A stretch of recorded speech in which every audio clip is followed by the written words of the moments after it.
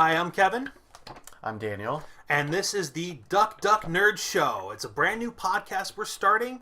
A little bit about us. We're both members of the Church of Jesus Christ of Latter-day Saints. And what we decided to do here is, well, to basically put it frank, a lot of you guys will go out to movies wondering, okay, I want to see this movie, but is it something that's good for me to see? Is it okay for me to bring my kids to? And our job is to basically help you with that, whether it's a movie, whether it's a video game, or a TV show at home. I mean, wouldn't you say that's about right? Oh yeah, we want to look over movies. We want to see if they're really worth our time and if they're really clean enough for ourselves. If it's more or less family friendly in a way, and even then, if things are a little more risque or whatever, if it's worth it, because certain things I would say are for artistic purposes worth it. So. Yeah, absolutely, I agree. So a couple things that we're gonna talk about, multiple things on the show. We'll talk about movies, video games, TV shows. We'd love your input on things you'd want us to review. And you can email us at duckducknerdshow@gmail.com. All as it sounds, all spelled the same, nothing special. You do that, you can reach us directly, and we'd love to hear feedback on whether the show you like it or what you don't like about it, that kind of thing. So why don't we go ahead and dive right into it. So as you can see, I'm wearing a shirt. Now, if any of you knows what this shirt means, Daniel? It is Cobra Kai. Cobra Kai never dies. Never dies. So Cobra Kai goes all the way back to the very beginning of the 1980s where they filmed The Karate Kid. And The Karate Kid is one of my all-time favorite movies. I definitely wanted to talk about it because they recently brought it back after 30 years and revived it into a TV show with the same actors playing themselves and reprising their roles 30 years later. So Daniel just watched it for the first time. I have seen it several times, but a little bit of backstory. So if you don't know about it, The Karate Kid is a story about Daniel LaRusso, this kid from Newark, New Jersey. And he moves to California because of his mom getting a job that's going to help make their lives better. And he starts a brand new school. And unfortunately, he makes the wrong enemies. He gets picked on by... he ends up choosing this girl, Allie, who was the ex of the lead of the Cobra Kai dojo. And so Johnny Lawrence viewed Daniel as an enemy.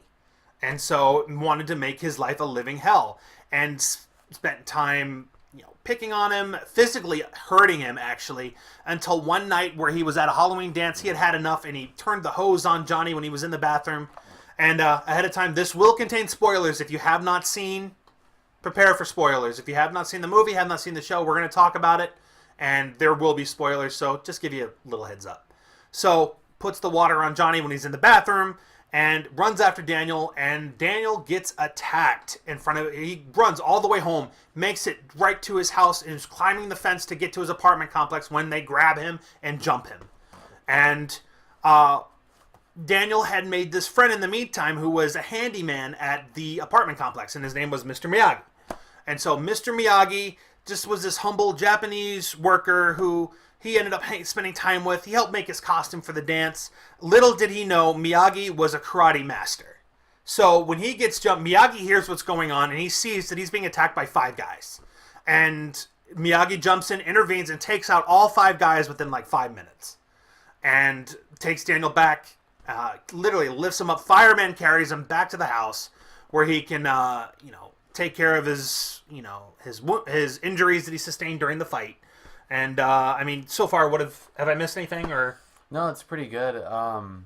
And I think we'll have to, we can we're obviously going to talk about spoilers because Cobra Kai is a series that happens 30 years later. And so all the things I wouldn't recommend watching Cobra Kai if you didn't see the first one. Oh, yeah. Because it wouldn't make sense. It wouldn't fit well together, the dynamics and the relationships. And you won't notice the subtle references or the history behind everything that's happening. Yeah.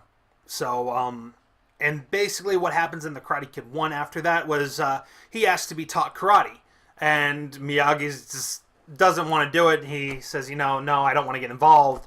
But he's already involved. So he agrees to teach him karate and to help him from getting his butt kicked every single day. They go to Cobra Kai Dojo. And they talk to Sensei John Kreese, who is there teaching the class, and tells them, that one of the students actually of Cobra Kai Kojo told Johnny Lawrence that he had gotten jumped by this guy. He made up a whole lie about it, saying that Miyagi actually jumped them. They weren't actually beating up the kid and everything. But he noticed something's off about this Jojo. I mean, on the wall it says, "Strike first, strike hard, no mercy." I mean, what do you take that to mean? I mean, it's pretty excessively violent and straightforward. I mean, from what I know from a lot of martial arts, which I don't really know anything, I do know that they're mostly supposed to be for kind of self-defensive, and they're meant to be for self-mastery instead of just being really good at fighting people. Yeah. And so it's surprising. Exactly. So the first part of that is going in, and it's basically teaching him to attack first, not to defense. But martial arts, as we know, is for self-defense only. So Mr. Miyagi talks to Sensei Kreese and basically gets an agreement made that, give us time to train, and we will, there's a tournament coming up in about December, which is probably about 6 months away at that time. They said, we will face off in the tournament to settle this argument, but give us time to train, because he knows nothing and your guys know basically everything. So gives them time to train and is told that he has to lay off of them completely. There's no picking on them. They have to leave him alone to train. And then the All Valley tournament finally comes around after several months of training, where Daniel has to face his fears and face up to each one of them in one-on-one combat. And if you don't know about a tournament system, it's basically based on points. You can hit the head, the shoulders, the ribs, the stomach. Anything like that will get you a point. You're not allowed excessive face contact, so if I were to punch him in the face, that would be a point against me. It would be disqualified, possibly. Or excessive, brutal contact. Obviously, it's not like MMA where there's eye gouging, things like that. No. It's just a simple, and it's very traditional. It goes back to, they do that in several martial arts, and they still do it now. And there's a tournament. They get all the way, Daniel makes it all the way to the finals, where Cobra Kai Sensei, and one of the famous lines of the movie, is told him when Johnny is 2 points down, Daniel's got 2, Johnny's got 0, tells him to sweep the leg. And the reason he says that was because in the fight before, one of the Cobra Kai was told to cheat and take out his leg by kicking it in the kneecap and breaking his leg, and basically get a forfeit out of Daniel so that there is no final match. So Daniel gets through that after Mr. Miyagi does a special hand thing where he puts his hands together and basically relocates a dislocated joint, was basically what he did. Does that so he's able to fight the final match. And then Johnny is told by the sensei, and he's starting to realize in his head at that time that what they're doing is wrong. But Sensei Kreese is so determined, he goes with it just to attack the leg. That's his weak point. Exploit it and go for it. And eventually, Daniel wins the fight on the final match with a crane kick, which, if you've all seen the movie, it's a very iconic. His arms are up, his legs are down, and he just kicks him right in the face, and down he goes. Final point won. The movie is over. And then Cobra Kai picks up 30 years later. And Daniel, so what was the intro like for you for the show? It was interesting because, the intro itself, I don't remember what the actual intro was. It was the tournament scene. You get a recap of the tournament scene, and then you wake up and you see Johnny lying in bed in his apartment, waking up. So it's funny because I was in the middle of I'm trying to go through all the Karate Kid stuff. I didn't get through all of it, but I almost finished Karate Kid 2, and that also has a 2 or 3 minute recap of all that. Anyways, I was really excited and happy that Cobra Kai takes, I would say, primarily the perspective of Johnny. Mm-hmm. That it is much more focused on Johnny. Later on in the episodes, it gets into Daniel and his son and his daughter and Johnny and his son and all that. But I was really happy to see that the perspective changed, because in the end of Cobra Kai, right before the final fight, Johnny was told to fight no mercy, whatever, beat the crap out of Daniel, and Johnny had this face of I'm not a murderer. I'm not gonna brutally massacre this kid. You saw some sympathy in Johnny, which was really necessary, I think, for his character. It rounded out his character. It was too bad it was at the end of the movie, but it served well for a little bit of Karate Kid 2 and for Cobra Kai. Mm-hmm. And so I was really happy with the way that things started, and even though it was just you see Johnny as this like bum basically. He's barely got a job that he's good at, but he's has to deal with crappy people. Loses his job. Is already lost kind of his. He was married and had no contact with his child, and so Johnny was in a terrible place. Yeah, he was in a very bad place, and he was always one thing you see in that show. And from the LDS standpoint, obviously it's bad, but he was always drinking. He was an alcoholic, and that was his one thing to deal with the pain that he had dealt with, because his teacher in the second movie, what you'll see, his teacher tried to actually kill him in the very beginning of the movie. He had him strangled in a chokehold and was going to choke him out in the parking lot over a fight, and that's when Mr. Miyagi intervened and basically kicked Martin Kove's butt, or John Kreese's butt. In the parking lot, and by basically doing absolutely nothing is how he did it. He did nothing.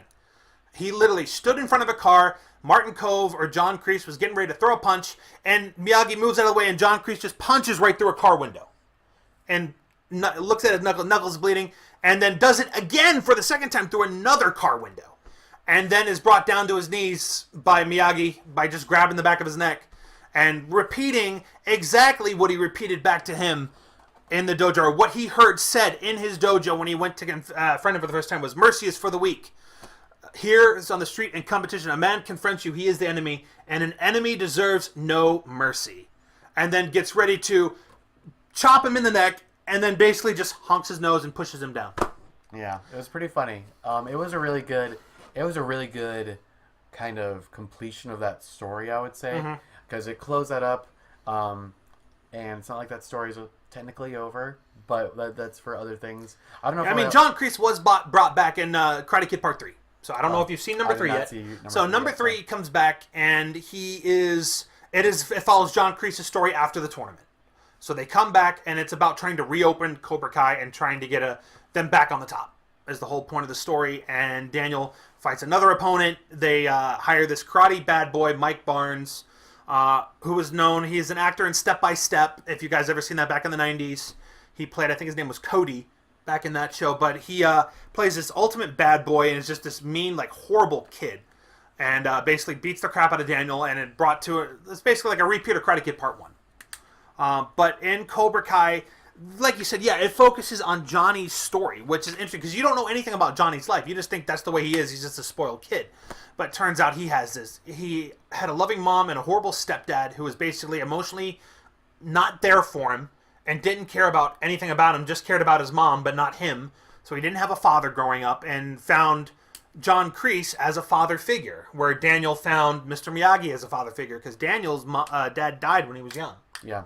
So something that was interesting to me about Johnny's story in the Cobra Kai TV series or YouTube Red series is that, like, as much as you understand why he did it, he's still a bad guy. I would say he's still not a very good person. No, but he knows, like, basically not to, like, pick on people that are defenseless, or he knows to, like, not be a killer or a thief or whatever, but he's still he's still a jerk. Like, he's still pretty rude, and he gets drunk all the time and smokes a lot, and so it's actually I didn't see him smoke. You know what? I was just about to say that. I said no. He never smoked a cigarette. I'm thinking about another show that there's another movie that we saw, First Man. That'll be later on the show. We're also going to review The First Man, which is in theaters now, starring Ryan Gosling as Neil Armstrong. And there's a huge controversy surrounding that movie with the American flag, and we'll go into that in a little bit after we finish this segment. Yeah. But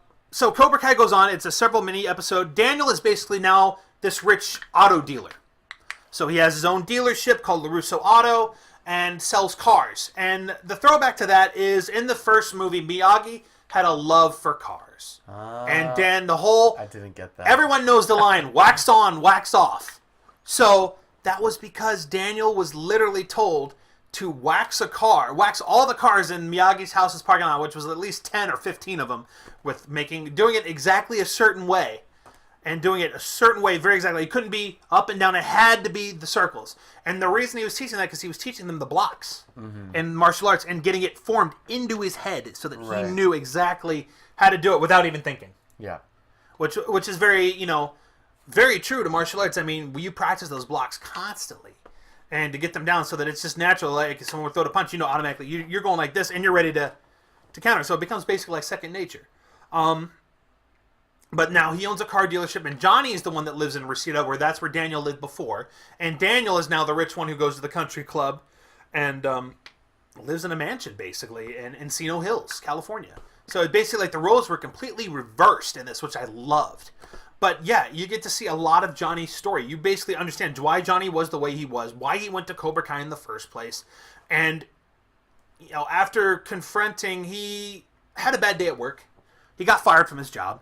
And he's literally in almost like a 7-Eleven parking lot, but it's a Quickie Mart, not necessarily labeled as 7-Eleven, just a random Quickie Mart, gets a slice of pizza, and these kids come in. One of the kids is there, lives in his apartment complex, and was trying to be nice to him, being a friend, and introduce himself, and but Johnny didn't want to have anything to do with him. But later on, they run into each other at the mini mart, and Johnny leaves this piece of pizza. The kid's still inside. He's buying something for his grandmother, some like Pepto. Grandma's stomach was sick. Gotta get some Pepto. I mean, that's what you do when your stomach's sick, right? Yeah. You get Pepto. Gotta get it. Gotta get the pink goo. Anyway, gets the Pepto and comes out, and another bunch of kids come inside. And did you notice they were actually vaping? One of the kids was vaping, and literally blows it in Johnny's face. And Johnny was like, you know what? I did "What see the that. fudge, guys? Yeah. Really?" That one got me laughing. And then, so he obviously you don't see what goes on inside the mini mart, but you see Miguel being pushed out by the kids and basically being attacked for spoiling the fact they were trying to buy beer underage, and he identified them as kids he goes to school with in the high school. So that got the crap beaten out of him, and the kid gets thrown against Johnny's car, and that's when Johnny intervenes and basically tells him to watch the car and to leave the kid alone, and then they attack him. So he whoops out his karate after 30 years of basically not having any karate, whoops out his karate, whoops all these kids' butts. And a couple lines are thrown out from the old movies, which was great. And then literally has one of the kids in a chokehold when the cops come up and bust him. And that's where it goes, and the scene fades to where he's being released and comes home to his stepdad, which is basically trying to buy him out of his life with a check. He says, I promised your mom I'd take care of you forever, but, under these circumstances, I think she'd understand. And gives him a check. And if you've noticed, the stepdad, who it took me a while to realize who he was, it's Carl from Up. The movie Up, the one with the balloons and the house that flies in the air, it's the main character, the voice of Carl. So I thought that was hilarious that they chose him. He did a really good job playing the stepdad and gives him a check. Johnny tears up the check, throws it out, and then goes through the night, ends up getting drunk watching, I think it was, he was watching Iron Eagle was the movie. I haven't seen that one myself, but it's one I'm probably going to have to look into. But he's watching Iron Eagle, and something is said there while he's drinking that just says, you have the gift, and God doesn't give you anything he doesn't want you to use.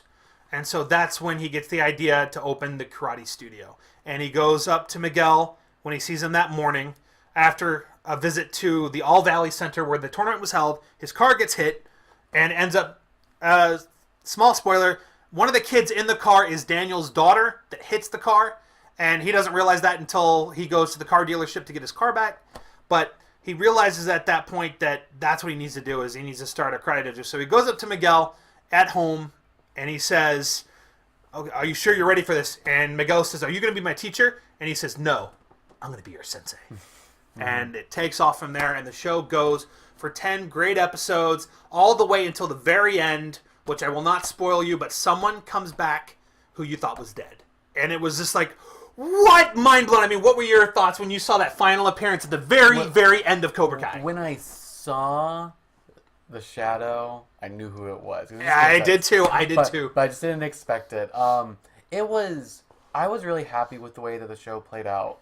It's interesting because in The Karate Kid, the show is entirely about Daniel protecting himself and preparing himself for the tournament.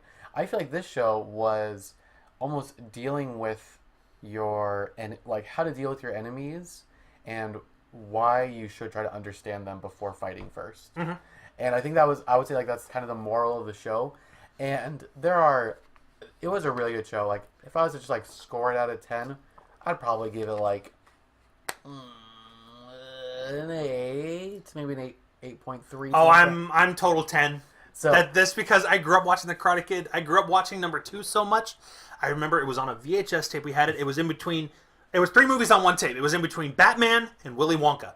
Random combination, but it was there. That's the story. So I would fast forward through Batman to get to The Karate Kid Part 2, which was filmed on the Disney Channel, had broadcasted, so I had the Disney Channel version of it. So a lot was left out that later on when I got on DVD, I'm like, I don't remember that as an adult. But I'm like, okay, that makes more sense. That's hilarious. But yeah, the tape actually broke in the VCR. The film strip got cut, and I was never able to see it again because no one aired it on TV. And I never watched it again until I was like an adult when I was able to get it, when DVDs were out and I was able to find it. And it was first released on DVD in a box set, which I ended up going that day and buying the day it came out because I had been looking. And but all in all, a very good series and a very good set of movies. And then they went on later. There's another movie called The Next Karate Kid where Miyagi teaches Hilary Swank, a girl, karate to deal with bullies in her school. And that makes me wonder if they're going to eventually bring her back into the fold into season 2. I mean, what are your thoughts? That would be really interesting. That would be a very interesting crossover because it would fit well. My only problem with it is that I feel like she would have very little connection unless I haven't seen that movie. And so unless it has direct connection to there's no connection between Hilary Swank and Daniel LaRusso. It's like a completely they were getting ready to start I feel like they were getting ready to start a new trilogy. So he ended up going to another state to help with a friend who died and who they knew in the war, to help with his granddaughter, raising his granddaughter. And basically babysit. And I mean, that movie, they play Miyagi off as just this crazy old man where they don't really do that in the other ones. They make him look wise in the other ones, but ended up making him look like this crazy old guy, but yet he could kick some major butt. That's funny. That's weird. Yeah, it is. It's still a good movie. If you watch it, it's still good. It's still some good butt-kicking action. And they use one of my favorite songs in that movie by the Cranberries, song Dreams. Oh, fantastic song. So, oh my gosh, that song. And then she's doing a kata to it, and it's just like awesome. Under a waterfall, it's just like, I said, if my life was a movie, the ending credit song would be Dreams by the Cranberries. I'm not kidding. Pretty good song. That's a good song to pick for it. Yeah. There'd be some other songs in there too. Oh, and also this headband is actually the headband that Daniel wears. Sorry, turn it the right way so you can see it. In The Karate Kid, Miyagi gives Daniel this headband. So I actually bought it. One of the best Amazon purchases, these two combined.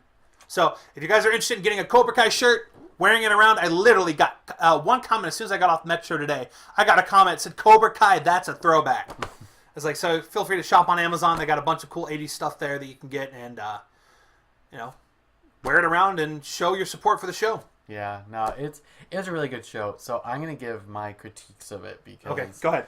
Because I got to lay down a little bit of this. My major critique of this is that the show suffered from a little bit, in my opinion, too much misinformation in the sense that I feel like real sensible adults and people would not make so many make so many aggressive decisions without communicating with they near the ending there's a lot of love triangle stuff, a lot of misunderstanding of who did what and who attacked who and so that's what got the whole thing started. And it got the whole thing started because of this. And so I would say that the movie suffers from a little too much of convenience.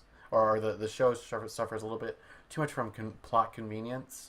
And so... No, I'd agree with that, too. I think so, especially in the later episodes where, for example, Johnny's car gets destroyed by Daniel's brother. I know. And that was just like, what a stupid move. I mean, come on. It's like, you're just making it worse, man. You're going to get your butt kicked. And, of course, they did. And then he goes right to Daniel's house because he said Daniel sent him, which was a total lie. The guy even said it. He said, Daniel didn't do anything. I'll take my licks like a man. He had nothing to do with this. He doesn't even know about this.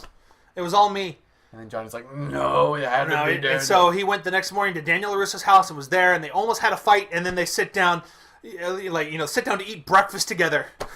It was really weird. And so, anyways, the show is really good. It definitely is probably...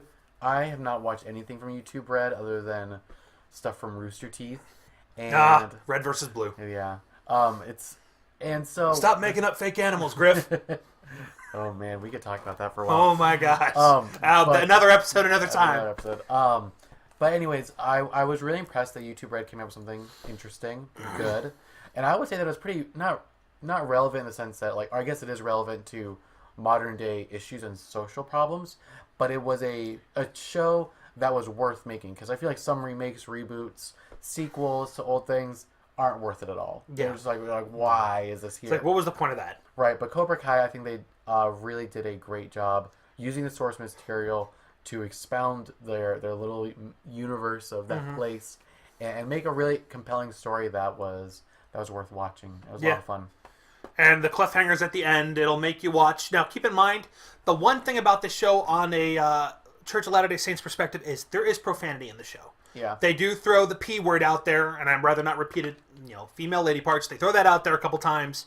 They throw the word balls in there, but they also use some profanity. I mean, they do. But other than that, that's it. I mean, if you can get past the language, it is great. I mean, the kids would enjoy it, but definitely I would say they definitely would need to be teenagers at least. Yeah. And the thing is, I think that little kids would only enjoy the fighting, and like there is fighting. There's not a crazy amount of fighting, and I feel like the drama and the character build and character perspective is much more interesting and the much more valuable part of that movie. And so I think anything above 14 would probably be able to appreciate it and be able to deal with the movie because they're probably hearing worse stuff at school. So. Yeah, unfortunately, this is the time and age we live in where kids are saying stupid things. But I would kids say stupid things. Oh yeah, I would say that it's worth it though. Yeah, absolutely.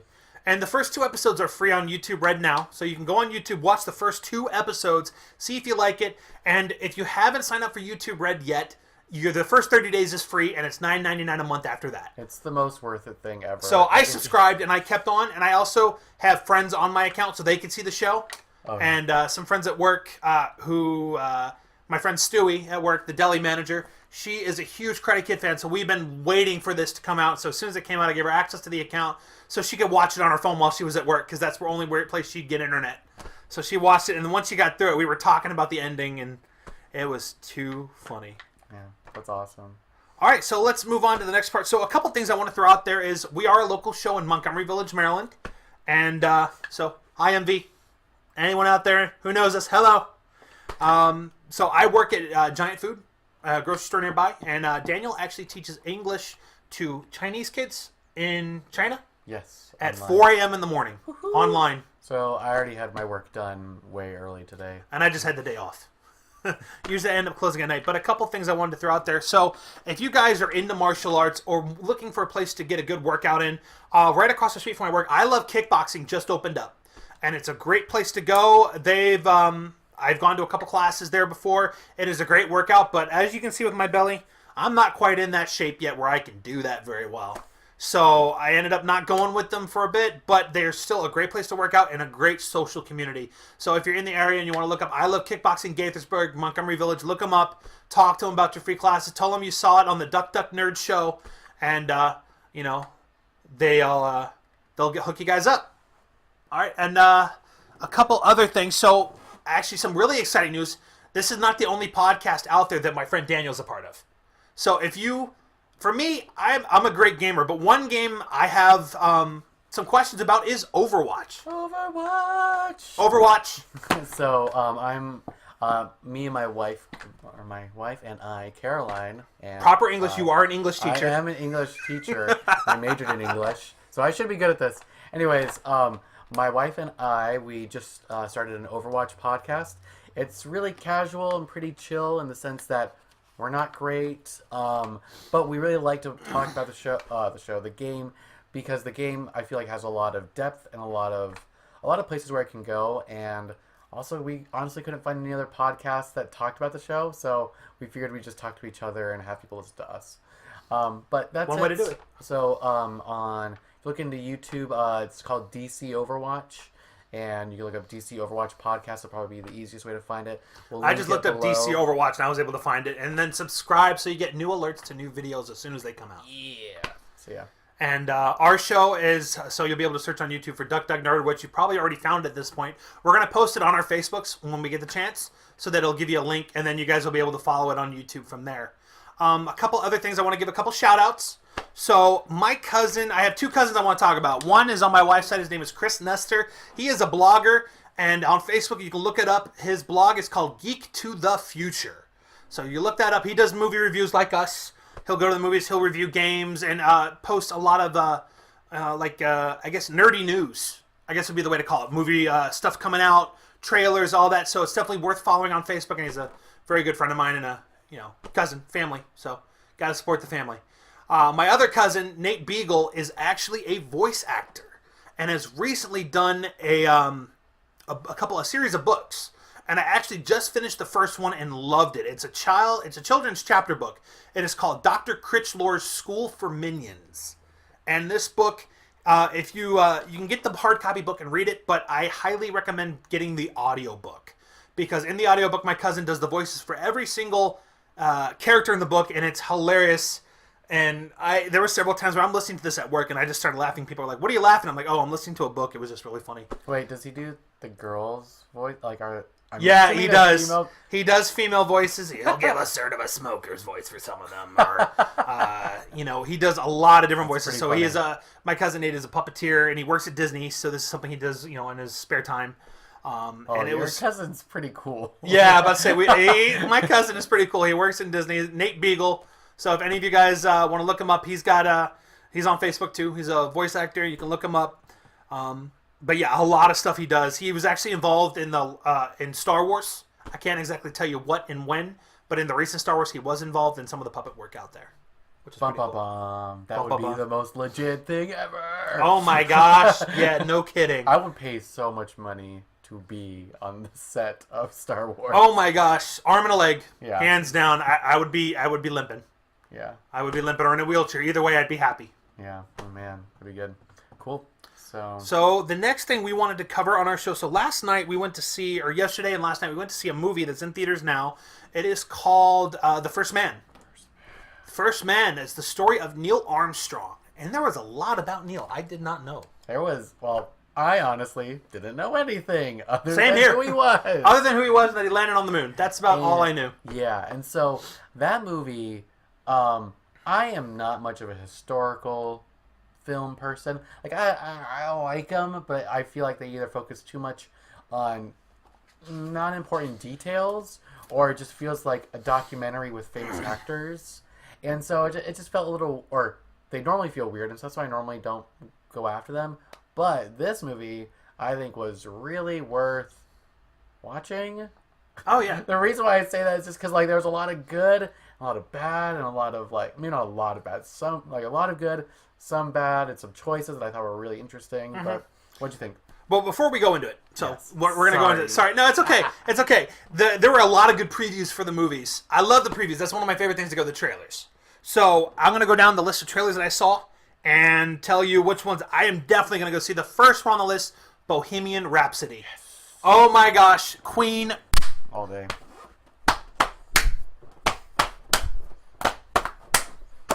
It is going to be epic. The story of Freddie Mercury and his journey with Queen, the band, and his life story. I did not think that the actor was going to do a good job. I've seen him in things, and I was like, yeah. But he looks good. The only reason I thought he was going to do well was when I heard that the band Queen said he is Freddie Mercury.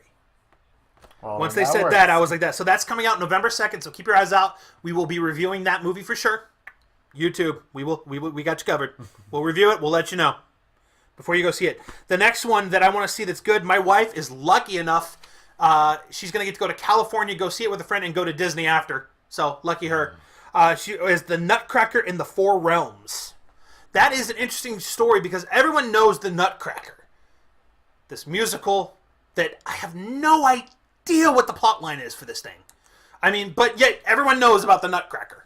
I mean, you sit down and watch it, the musical, and it's literally just not really musical, more of a ballet, I would say, right? Yeah, it's I would definitely say that's more focused on the dancing and the music than the story itself. Yeah, but this one's focused on the story. Yeah. So this one will give us an idea and a better appreciation for the Nutcracker, and that's coming in on November 2nd as well. So we got multiple movies that week, man. Oh, yeah. And also, I like to advertise real quick. So if you guys like going to the movies and you're near an AMC theater, please look up AMC A-List. It allows you to see 3 movies a week for $19.95 a month. And they can be all seen in one day. They can be IMAX. They can be IMAX 3D. Whatever. It's covered. That in itself pays for 2 movies. So if you see at least 2 movies a month, that's already It's paid for. That's my cuckoo clock. Yeah, I'm about to say, what the heck was that? I'm like, does that mean it's time for something special? That was the special time. Okay, now this cuckoo clock went off. I don't know if you heard that, but Daniel's cuckoo clock just went off in the background. The next one I saw that was interesting was The Best of Enemies. I'm not sure about that one too much. Is that with? Oh my gosh, I can think of movies that they're in. Wait, what was the movie about? I didn't write much down because I wasn't really I'm interested. gonna look up because there was a movie, a trailer also that I was super excited for. So let me see this. Was it Vice or okay? Well, we'll I'll go ahead, look it up. Okay, so next one? Okay, the next one down was The Girl in the Spiderweb, and that's the sequel to the famous Girl with the Dragon Tattoo. It kind of came off to me like a female Born Identity. I would hope that it's like Born Identity is great, but I'd hope that it's better than that. Yeah, I haven't seen the first one, so I'm gonna have to get a hold of that. Yeah. One of the things I have is if you guys have a movie library at home on DVD, Blu-ray, and you get movies. Let me see if I can pull up an example here. Oh, Best of Enemies? Yeah. I don't remember seeing that trailer. Did you go to AMC to see it, or did you go to Regal? I went to AMC. Okay. So, for example, this movie here, Skyscraper, if you look very closely, you'll see the label here where it says 4K, Blu-ray, and on the other side it says digital. The digital part is one of the most important parts. It actually gives you a code that you can redeem on Vudu or Movies Anywhere, whatever app it is, and then you have a digital library. So, on my phone, this is my video library here. About to pull this up. You guys are going to be in shock and awe here in a second. So the Vudu is the greatest app known to man, I think, because it keeps all the movies on there. My movies are right now, as you can see, up to 494 movies. And they're all on there. All I have to do is download them, and I can watch them at any time. And you can just take them with you wherever you go. Road trips, anything. Vudu is the way to go. Another app that's linked to that is Movies Anywhere, which will link your iTunes movies, your Google movies, your Xbox movies, Amazon. It'll link it all in the same place. Only certain directors and companies are in that deal. But if they're in that deal, then those movies will be cross-platform, which is great. So the next trailer, one thing you'll learn about me is I have massive ADD. And I will go from one subject and then randomly have this thing interput in and then go back to the other. But it's all in good fun. You're fine. The next one I saw that was interesting was a story of Dick Cheney called Vice. I do not care, to be honest. I didn't either. I was just like, next. But it's fine. It's there. It's like Christian Bale as Dick Cheney, which is... No, but there was a couple other good movies that came out. The next one that came out, there was Mark Wahlberg's movie called Instant Family. Did you see the trailer for that one? I must have seen Mark Wahlberg and his wife adopt some kids, and they end up adopting teenagers, and it's all this whole family movie. So it looks like it's going to be a good family movie. We'll definitely let you guys know. The one that I'm really interested in, Clint Eastwood is a famous actor and director. He's done several movies. He's got a new one coming out, and we don't know how many more he's going to have left. But he's got this new one. He's got a new one called The Mule, which ends up being he's trying to make money for his family. He ends up being a mule to smuggle drugs. And I guess it's to deal with the drug dealers and whatnot. So it looks interesting. I'm definitely going to check it out. I got the AMC A-list, so it's not like I'm paying extra for the movie tickets. So I'm just trying to see as many movies as I possibly can to get my money's worth. I don't know how he I saw the trailer, and dear goodness, this guy is probably 4 times older than me. And no way, that's way too old. Anyway, he's a lot older. He's not 120, Daniel. He's not 120. He looks it. He looks it, but he's not. He looks like a close relative of the Crypt Keeper. Just but the Crypt Keeper is cool. Clint, awesome, but man, that guy's old. So out of the good and bad, the ugly, he's now the ugly. He is definitely the ugly. but he's still good and bad at the same time. Anyway, sure. The next movie was Steve Carell's, and it's from the director of Forrest Gump, which I haven't seen anything recently from the director of Forrest Gump. It's called Welcome to Marwin. Oh my! And that looks like a very interesting story. You saw the trailer for that, I'm guessing. Yes. It literally is this guy who ended up getting jumped. He was what was he doing before? Do you remember? I have no idea, but it's Steve Carell, and it's more of a character piece with a lot more psychological issues, and it looks amazing. It does. It does look very good. It has to do with, if I remember correctly, so he was an artist. He used to draw, and he got or maybe he was a photographer or something, but he got jumped one night by 5 guys, and it left him, I guess, without a leg. Like he actually lost a leg or something like that. I don't remember that. Something happened. He may have been military, and so he creates his own world with dolls, and uses them to tell a story. From what it looks like, but it looks very interesting. We're definitely going to check that out. And then the next one that we saw was Green Book. Yeah. That's the one that I'm excited for. Green Book, yeah. Love both so I can't. actors. If I remember there were so their many names. trailers. I'm sorry, I don't remember all of them. I have a good memory, but not that good. So if my wife asks me to do something, I say I forgot. Yeah, I'm now screwed over. If I don't do something immediately, I tend to forget. It's not that we want to forget. It's just that happens anyways. Okay, so and then now we get to the feature. So the story starts in the year 1961. Now, one thing I will say about this film is it jumps from year to year very quickly. I didn't find that to be an issue, but I did. I was like, first she's pregnant, all of a sudden there's a baby there. Okay, let's keep going. You talk about it, and I'm going to talk about why I liked that. So the story starts in 1961. The first opening they have to do with a scan of their youngest daughter, and it looks like she had a brain tumor. Wait. I don't think that we should get into spoilers on this one. We have a debate on this. Okay. So, but she does. It's pretty obvious that she's a brain tumor. Well, if you know, okay. So I will try to cut out the spoilers from there. So, they had 2 kids at the time, and end up with 2 kids at the end of the movie. But there's let's see. Okay, so I'm trying to go through here. Try not to say that because that's a spoiler right there. So yeah, I'll leave that one out. So, I mean all my notes are going to be spoilers, man.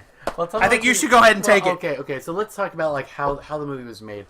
Okay, so as for like the time jumping, I liked that because it made the movie a lot less about what was happening and how it was about how it was affecting Neil, how it was affecting him mentally, emotionally, and how that was affecting his marriage, and his family, and where there was times where you could tell that she was distraught because her husband was getting ready to fly to the moon, which is crazy. I mean, even currently, that must be a massive undertaking to just get to space and like to prepare and know for that you may not come back. Exactly, and it's not there's like that chance. I mean, it's a small chance that you could die and for some reason. An accident could happen.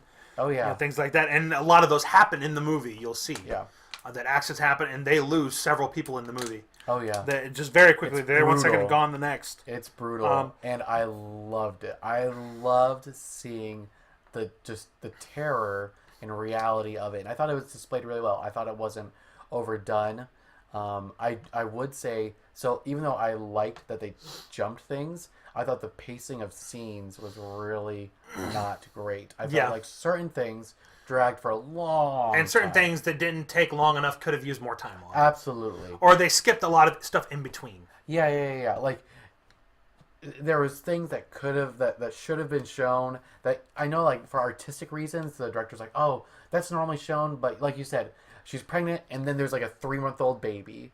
And it's like within 5 minutes. Right, we get it. We understand that she had the child, but it wouldn't have destroyed the movie or the artistic form of the movie. To see Neil there at the birth of the child or something like that, or her having the child and him not being there. Yeah, that would have been even more. Like if he was, like shaking while like flying up in a rocket and she's there, shaking and gripping something in the same way, but she's giving birth at that moment. Yeah, see, I like that. That could have been good. Note for the directors, if you guys see this, First Man 2, I guess. First Man 2. Second Man.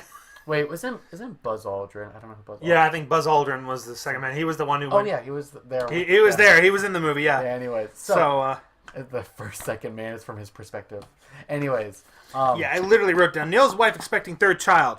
Time jumps pretty fast. Went from 1962 and 1964 to 5 minutes. All right, so what did you think about the actual filming itself? Did you think there was a lot of... Okay, so one thing that got me, I actually got out of the film kind of nauseous and with a headache. Okay. And that was because there was a lot of shaky camera work, and it was all up close. I mean, it was literally, the camera was focused on one eyeball, and you would see it rattle back and forth, back and forth, back and forth, back and forth. And I'm trying to watch it. I'm sitting in my chair, and I'm going...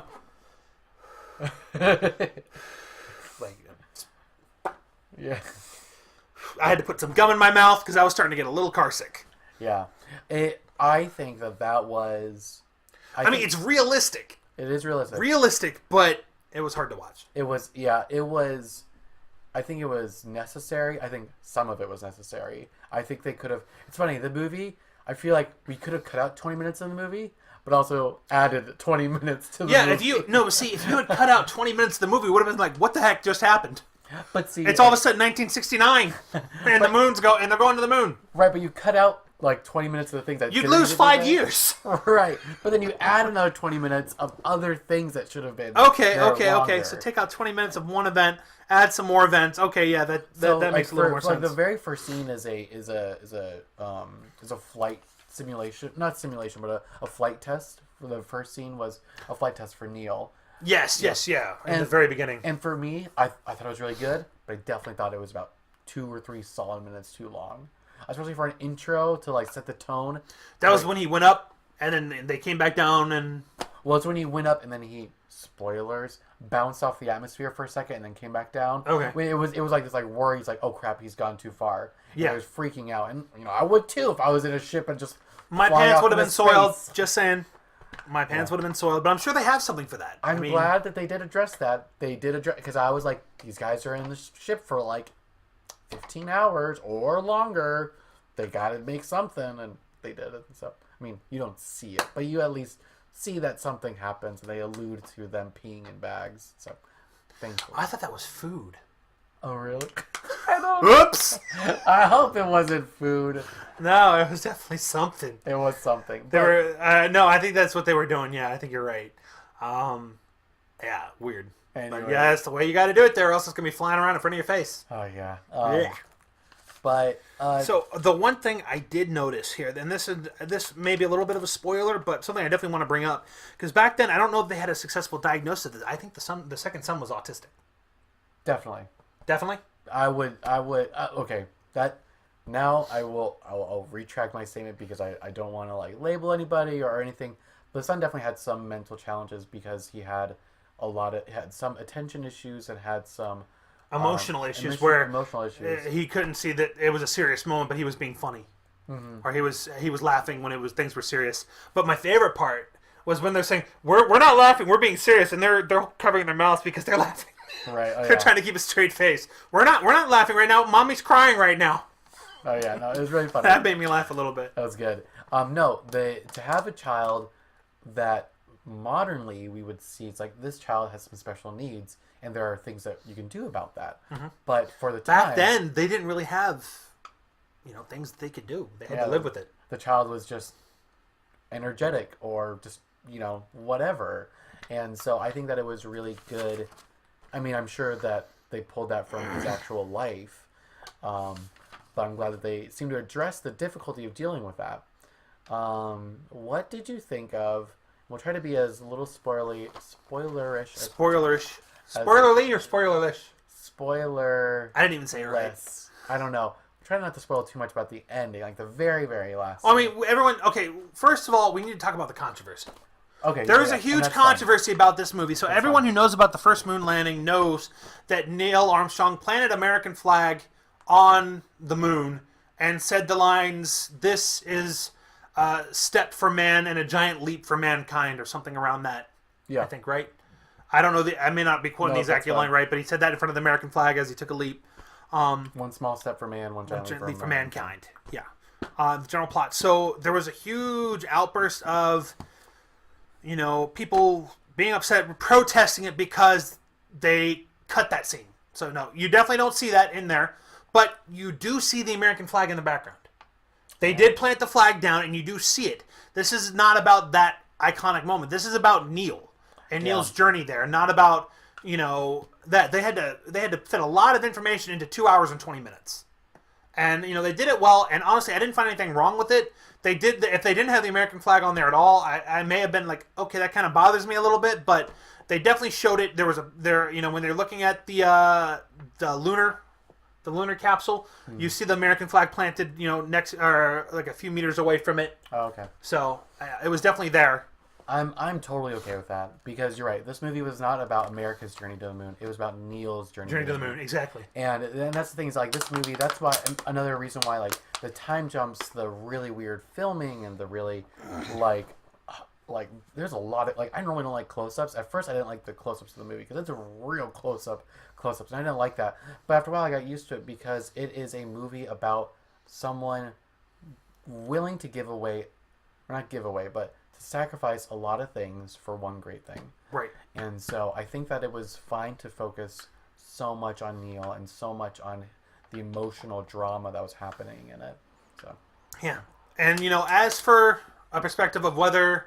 Oh, wait, you wanted to say something about... Before I went into the whole controversy thing, what were we saying? Oh, yeah, the very, very last scene. Okay. When he comes home, because we know that he came home. Yeah. Well, that actually got me mad. They skipped all the work it took. I wanted to see how they got back to Earth. They skip all that. All of a sudden, he's back on Earth. That was, again, a time jump that I was okay with. Okay. So that's why we have different opinions. That's why we're doing this podcast together, because we have such different opinions that, opposites do attract, and they, can get along a little bit. Just a little bit, though. Just a little bit. Yeah. But so the ending did not end, I would say, with a happy ending, but it didn't end with a bad ending or a sad ending. No. What did you think about it? The ending I thought was very interesting. It was like, was she going to leave him? Was the relationship over? Was the relationship, okay between Neil and his wife? Because they say part of the protocols they put in place was that as soon as you come from the moon, you're in isolation for a month to make sure that you didn't bring anything back with you, any diseases or anything. Aliens. Yeah, and, they don't want to see anything just through the shirt or anything like that. Oop. It's good. We're good. Never mind. Wardrobe malfunction. No. So, no, I thought it was done well, but I was just like, at the end of the movie, I was like, wait, that's it? And then, the credits started rolling. I was like, okay. Yeah, everyone in the movie theater kind of freaked out about it when I went. And I went during the daytime, and it was mostly some, like, elderly people and just adults. So, basically, the people that were actually there for it. Yeah, honestly, that was something weird that I realized. I'm like, a lot of you were actually there for this, because there was a lot of elderly people there. And so a lot of you remember how this really took place. Exactly, and so it was pretty funny. It would have been interesting to talk to them about. I should have just asked one of them, like, what did you think about this? Did it feel... I had someone next to me who sat next to me. I got talking to him before the movie started. And then he asked me about our show afterwards. I told him I was doing a review for a show. So, Duck Duck Nerd. Hashtag Duck Duck Nerd Show. Got to plug. Look it up on Facebook. It's our own show, so we can plug whatever we want. Yeah, exactly. Ha! Liberties. But no, I was talking to him about it, and he said the movie was amazing. And so, but he was old enough that he would have been there for, the time. He was Japanese. So he could have been in Japan at that time. I didn't get his life story or anything, but he thought the movie was amazing. And so that to me said that, okay, well, someone who was alive who knew the actual events thought, they portrayed it pretty well. Yeah. I would be interested to see, I mean, I know that they've made like a 9/11 movie before, but I'd be interested to see 30 They made a years couple. Which 9/11 movie? Which one? Oh, I don't know. I haven't seen any of them. Oh, okay. Me neither. I'm too scared to sit down and watch them. If I start crying in a movie, I ugly cry. I mean, it gets really bad. I'll tell you, Fault in Our Stars. Ugh. Ugly cried. Walk to Remember, ugly cried. Yeah. Try to avoid those. So I would just like to see in 30 years from now, I'm sure someone's going to make a 9/11 movie and just go back and like watch it and just think back. I'm like, was it a really good portrayal of it? Like, anyways, it is a very different event than First Man. So, anyways, I like. So the one thing I wrote about. So whether you'd say go see or not, what would you say? And what age group? So the problem is that I'm I'm a little stingy on my movie going, even though I like movies. If you like space and if you want to see an interesting character piece, see it. Yeah, definitely see it. And then as for bring your kids to it, no. Yeah, nope. no. Nope. Yeah, they had one time where Neil's wife really dropped the F-bomb. Yeah. She dropped it and left it there, and it started cooking. It was like really just. Also, I hate that PG-13 movies have the F word. Not because it's the F word, but because it's like, we have to put this in to be edgy and be cool. Let's put this in one time. And most of the time, it's pretty dumb and pretty... But now, if it's actually what she said, I can agree with it. Right. And if that's what she said at that line, if that was exactly how it was handled and that word was used, then yeah, it's an accurate portrayal of history. But other than that... And the emotion that she was feeling at that time it was justified for for somebody who curses. But it wasn't just like a kid saying the F-bomb. Yeah, no, it was with reason, and it was there was a lot of emotion in it. Right, you were more worried about the emotional drama than about the F-bomb. It's not like right, yeah, and so one, I don't think your kids are going to want to sit through it. They're going to lose their attention span. They're going to go, "Mommy, Daddy, I'm hungry. Daddy, I gotta go to the bathroom." No, you're going to get a lot of that. So, but the one thing is, that's the one thing I thought about. It's like, if I had to go pee during this movie, when would have been the best point to go? Because no matter what, you would have been, what the heck just happened? What did I miss? And you really would have missed a lot. I was really hungry, and I was like, this movie's moving a little slow. I'm like, can I go now? I'm like, no. And so I just sat through the whole thing. And so, once again, the movie, for me, the pacing was just not amazing. And that's what drags down the score, like, for me, or like the... So, on a 1 to 10 scale, what would you give it? If I'm being more real with it, probably like a 7.8. See, I would do 6.57. Okay, maybe 7.5, Yeah, something like that. I mean, it was definitely... it was good historical. I don't want to knock anything historical. But it was definitely not one more movie I would normally see. Yeah. But I definitely, was like, I felt like I learned something coming out of it. So that's a plus. Oh, yeah, for sure. So. All right. So, yeah. So, First Man in theaters now. Feel free to check it out if you'd like. If you're into historical pieces, go check it out. Let us know what you think in the comments. Yeah. Comment. Scroll down there. Comment section. Drop some comments. And let us know what you think. If you saw it, or if you have any words about the controversy, or especially if you were there during that time and you witnessed this in your own lives, if you've seen the movie, how it compares. Yeah, we'd love to find out. For sure. And if you have any comments, duckducknerdshow@gmail.com. Yeah. Feel free to drop an email and drop us a line. Cool. All right. So what's next on our agenda? I think the next thing, we're pretty close to wrapping up because we've been talking for a while already. Mm-hmm. But I think we wanted to. We're going to be trying to do a recommendation section at the end of our show. And this is where we're going to talk about a game, a movie, or a TV show that we really enjoy and the reasons why we enjoy it. Whether it be, for a full family, a great Pixar movie, or a little bit more adult, and why the certain themes or ideas are important to watch or observe or be able to see artistically. So... All right, so Daniel, what would be your recommendation, and what is it? First, what's the category? So it is an anime. It would be a TV show. TV show, okay. And what is the show? The show is called, it's called Madoka Magica or Puella Madoka Magica. And there's like some other names. It's really long, but if you look up Madoka Magica, we'll put up our recommendations in the descriptions down here. You can find them down there.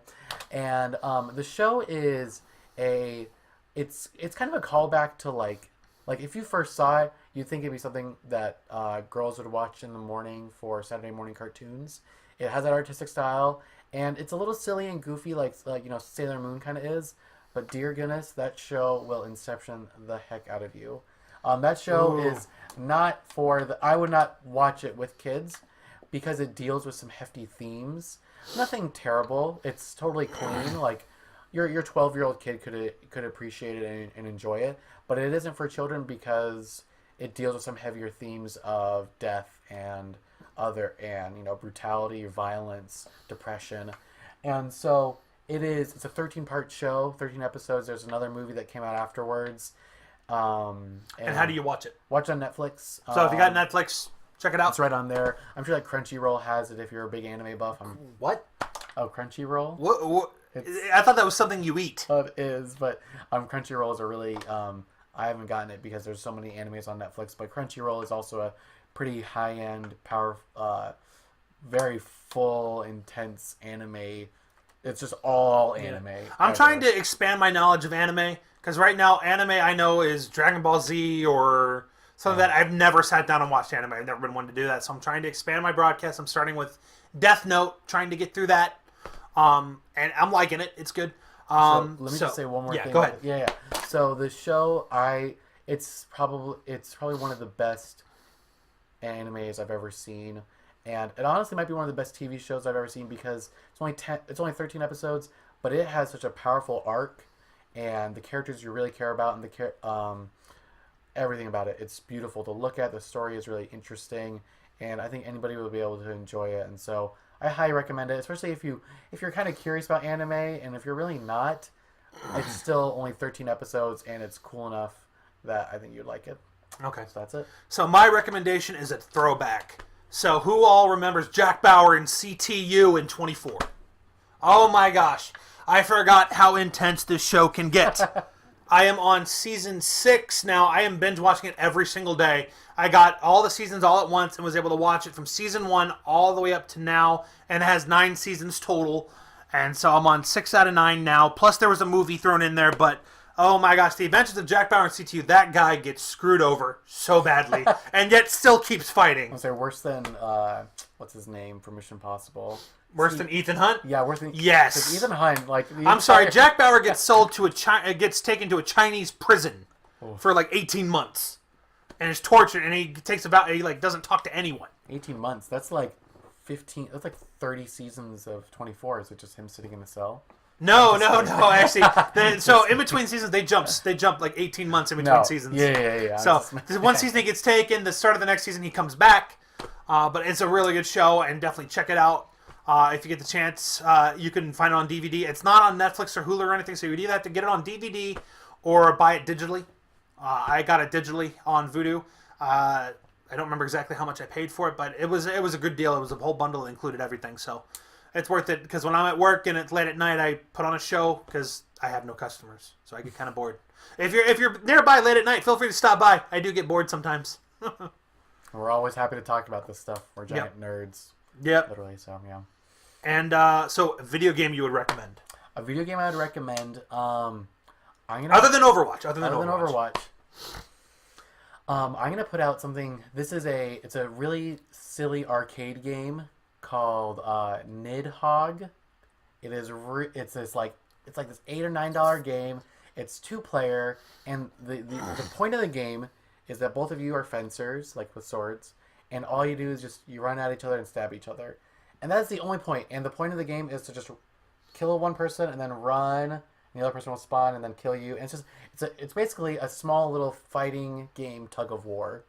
And the thing is that it's really simple. The graphics are crap, and it was made like 2 years ago, and it's really pixely and everything. It was made to look like from the SNES age.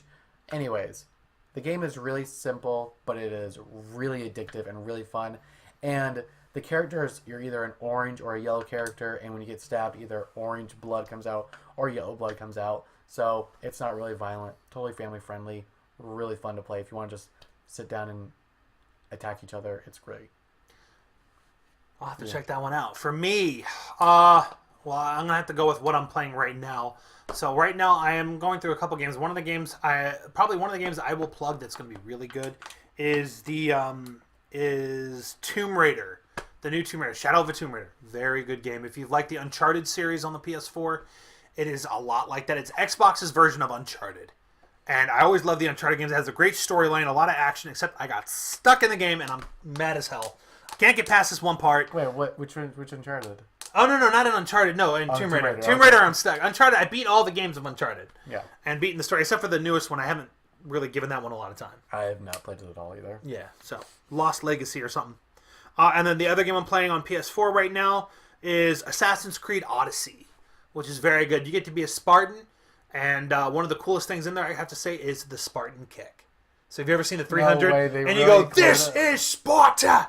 And you just kick. Yeah, you can do that in the game. You unlock that ability, and you can go... I've seen a clip where someone takes their horse, puts it up to the edge, and then gives it the Spartan kick and kicks it off the edge. Sad. I know, right?